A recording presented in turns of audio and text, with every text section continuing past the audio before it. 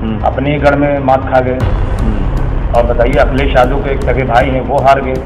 आजम खान जिन्होंने कहा था कि आसिफ को राजा बना दीजिए, वो नहीं राजा बना पाए। दोनों सीटें वो लोग खुद हार गए। अब वो लोग ना, इनकी हैसियत नहीं, वो एक लफ्ज बोल पाए। मैं इनको तो चैलेंज करता हूँ, इनकी घर की बहू, इनकी बहनें, इनके रिश्तेदार, बड़े बड़े लोग भारतीय जनता पार्टी का प्रचार कर रहे हैं, उनका गुण गा रहे हैं। है हिम्मत, ले आइए अपनी तरफ। आपके परिवार के लोग बीजेपी में जाए, कुछ नहीं बोलोगे। हमारे लोग आपको अगर वोट ना दे तो हम बुरे हो गए, समझा नहीं पाए, मायूस कर दिया आपको। कौन होते हैं आप? आपके बाप का नौकर है क्या? आपका ठेका लेके थोड़ी ना मुसलमान बैठा है। पब्लिक ने दे दिया वोट देकर, बता दिया, आप चुप हो जाएंगे।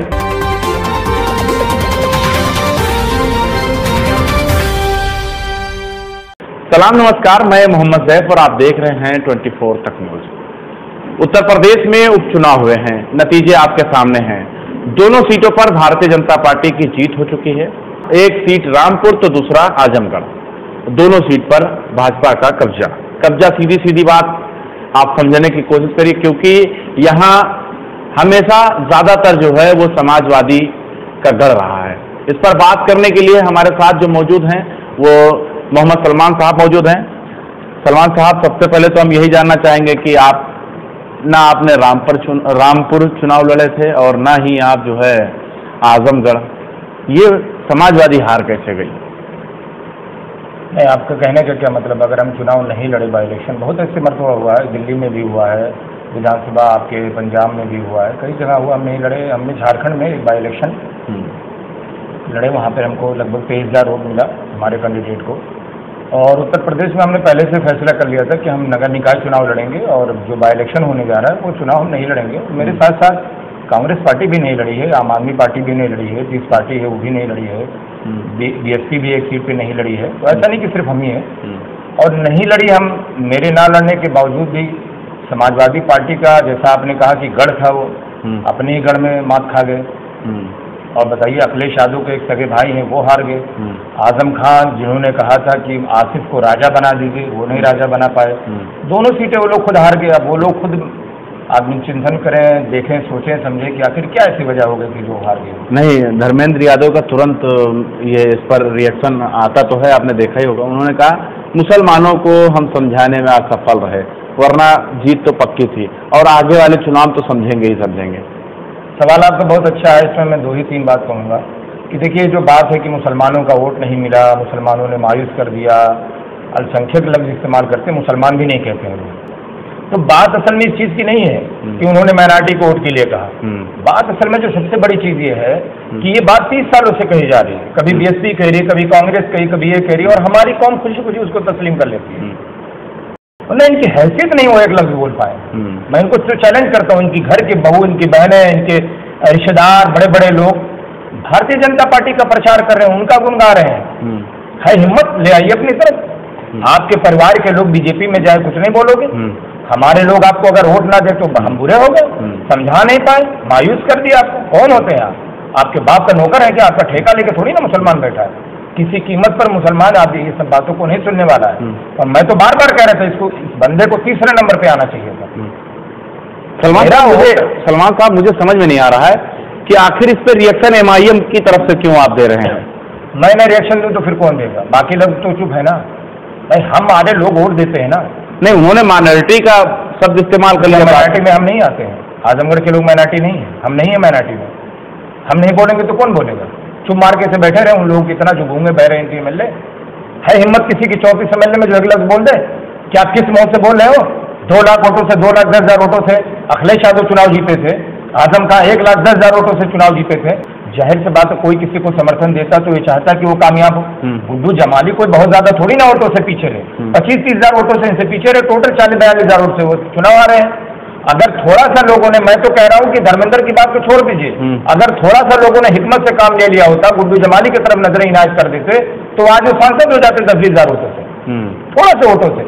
अब आज लोग उनको ना वोट देकर पछता रहे होंगे, मैं ये कह रहा हूँ। और दूसरी चीज बात है कि धर्मेंद्र यादव, जरा अपने समाज के लोगों से पूछिए, बूथ जरा चेक करिए, देखिए उनके वोट कहाँ गए। मैं दावे के साथ कहता हूँ अधिकतर वोट दिनेश लाल यादव के पास गए। नहीं तो आप जो है, माना कि धर्मेंद्र के आप बात कर रहे हैं, वहीं रामपुर से देखिए आसिम राजा साहब को भी लोगों ने नकार दिया, वो तो मुसलमान थे। उनके लिए तो आप शुभ बोलिए, अच्छा बोलिए। एक बात बताइए, मैं उनके लिए क्यों बोलूं? नहीं, अगर आप गुड्डू के लिए, मैं ये कहना चाह रहा हूँ, अगर आप गुड्डू जमाली के लिए समर्थन कर रहे हैं तो क्या आपके लिए आसिम रजा साहब नहीं थे, भले वो समाजवादी से रहे हो? देखिए ऐसी बात नहीं, देखिए वो किसी भी पार्टी से रहे हो, हमारा उस पार्टी से किसी भी तरह से कोई गठबंधन नहीं है, ना कोई समझौता, ना कोई बात है। ठीक, गुड्डू जमाली साहब को जरूरत थी और वहां पर लोकल के वो इलेक्शन लड़ रहे थे, वहां पे उनका समर्थन देना जरूरी था। आजम खान साहब को जरूरत नहीं थी। चुनाव जो हराया, मतलब आप रामपुर की बात कर रहे हैं? जी हाँ, जो सांसद बने हैं वो भी आजम खान साहब के बहुत खास थे। अच्छा, जो चुनाव जीते हैं वो आजम खान साहब के खास है? जी हाँ। हाँ, मतलब आप किसी तरीके से भी वार करने से चूकेंगे नहीं? मैं वार कहाँ कर रहा हूँ, मैं तो सच बोल रहा हूँ, पता कर लीजिए। हाँ। मुझे कई लोगों ने बताया कि आजम खान साहब के बहुत खास रह चुके हैं वो। हाँ। मतलब आप डायरेक्ट यहाँ से अपने आप को, अपना जो है दामन साफ कर रहे हैं, फिर आप रामपुर से? कोई दामन साफ नहीं कर रहे, हम ही पे तो इल्जाम लगते हैं भाई। मैं तो बिल्कुल सच बता रहा हूँ। नहीं, इल्जाम लगना तो वाजिब है ना। आप बैकडोर से गुड्डू जमाली को समर्थन दिए कि नहीं? आपने खुले ट्विटर के जरिए, खुले मंच से आपने जिस माध्यम से हो तो उनका समर्थन किया। ठीक है, हमारे साथ साथ आरयूसी ने, वहाँ की लोकल पार्टी, उसने भी समर्थन किया। वो कैसे हार गए, हम ये पूछना चाहते हैं आपसे। देखिए, आवाम का जो फैसला था उसको सबको काबिल कबूल। अगर अब आपका जलवा नहीं कायम रहेगा तो कब रहेगा, ये मुझे बताइए। बात ऐसा नहीं है, आवाम है, उसने जो फैसला किया उसने सबको कबूल किया, सबने कबूल किया। गुड्डू जमाली साहब का पहला स्टेटमेंट आया है कि हम चुनाव किसी को हराने के लिए नहीं, हम जीतने के लिए लड़े थे, हम फिर से तैयारी करेंगे। वो भी तो ये बात कह सकते थे, मुझे इन्होंने नहीं दिया, उन्होंने दिया, उन्होंने मायूस कर दिया, ये कर दिया, वो कर दिया। चिढ़ किस बात से है आप? चिढ़ इस बात के नहीं, ये बात राजभर जी ने कल बता दिया है कि एसी के कमरे में बैठ के कुछ नहीं होता है। बाहर निकलिए, प्रचार करिए, तब आप चुनाव जीतेंगे। उनके सहयोगी दल है मौजूदा वक्त के, और मैं नगर में सुनने में आया उनका विधायक भी है। नहीं, आप लोग जो कहते हैं माइनॉरिटी जो है हमारे साथ आ रही, मुसलमान हमारे साथ आ रहे हैं, यहाँ भी साबित हो गया कि मुसलमान ने झोरी भर भर के वोट दिया कि नहीं दिया। आप तो कह रहे थे विधानसभा में दे दिया, अब लोकसभा में नहीं देंगे, दे तो दिया। हम आपको बता, देखिए वो एक सिर्फ लोकसभा की बात, एक हाँ ऐसी जगह, ठीक है। तो 24 में कैसे तैयारी करेंगे आप? तो लीजिए, पहले पूरी बात तो सुनाइए।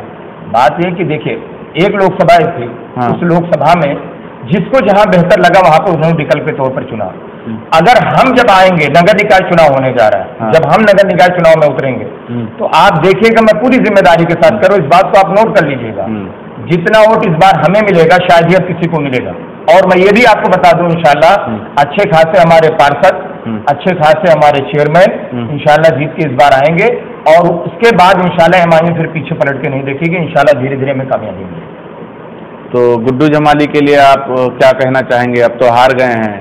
गुड्डू जमाली साहब ने अपना स्टेटमेंट दे दिया और लोग बता रहे हैं कि बहुत अच्छा चुनाव लड़े। अगर लोगों को थोड़ा सा ये लगता कि ये चुनाव जीत सकते थे, वो कर सकते, या यूं समझ के चलिए कि लोगों में हो सकता थोड़ी सी अपनी गलती समझी हो, तो आइंदा के लिए उन्होंने कहा कि मैं 2024 में बेहतरीन तैयारी करूंगा। आप फेसबुक तो चलाते ही होंगे।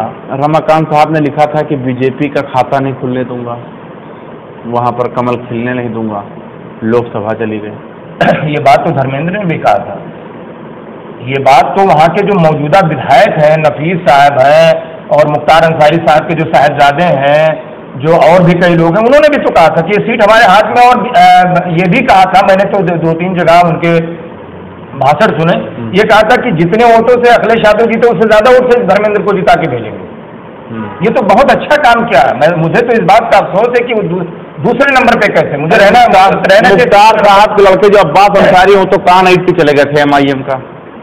अब जनता ने तो कान ऐट दिया ना, हमें जवाब देने की जरूरत नहीं पड़ी, पब्लिक ने जवाब दे दिया। नहीं, वो तो वार पर वार कर रहे हैं, आप खामोशी से डर रहे हैं क्या कि बाहुबली के लड़के हैं? नहीं, ऐसा कुछ नहीं, किसी से डरते उड़ते नहीं है। लोग डरने वाले सिर्फ अल्लाह से हैं। किसी से नहीं डरते, और वो भी अल्लाह से ही डरते होंगे, किसी से नहीं डरने वाले हैं।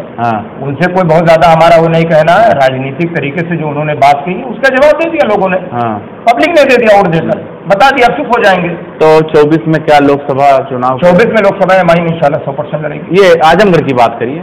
अब आजमगढ़ का फैसला हमारे राष्ट्रीय अध्यक्ष जी, प्रदेश अध्यक्ष जी करेंगे, लेकिन ये 100% है कि MIM लोकसभा चुनाव लड़ेगी, नगर निकाय चुनाव लड़ेगी, आने वाली विधानसभा भी चुनाव लड़ेगी।